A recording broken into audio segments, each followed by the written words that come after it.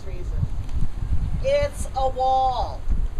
Now, we also call them oven vaults. They've got long, deep receptacles that indeed resemble baker's ovens.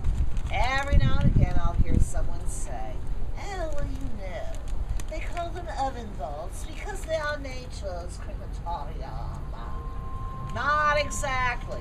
Cremation happens and you reach at least 1600 degrees for 2.5 hours, followed by 12 hours of cooling.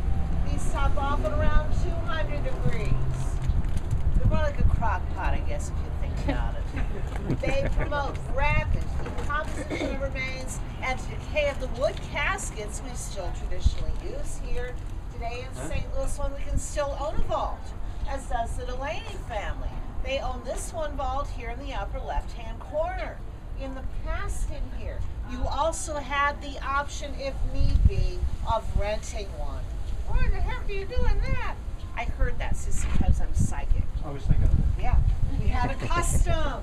When you were entombed, you were not disturbed for at least 1 year and 1 day. So if you were careless enough to lose another family member during that time, you'd rent another vault until such time as those remains could be transferred to join the rest of your dearly departed.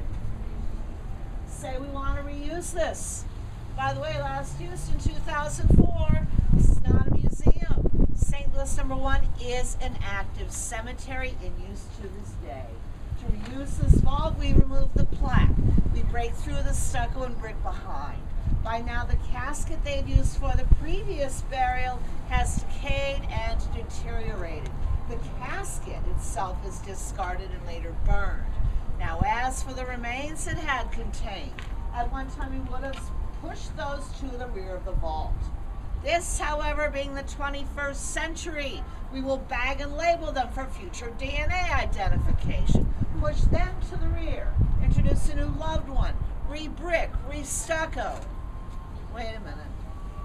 I'm telling you the good old-fashioned way of doing that. Back in the day when people had, what's that word, skills. Today we're far more likely to simply cut a piece of plexiglass to size, route it into place, and replace the plaque. Oh, and the answer to your next question, yes, they're all in there. And in St. Louis number 2, there's a wall vault containing remains of 22 people. So folks, if you ask me, this is setting us apart.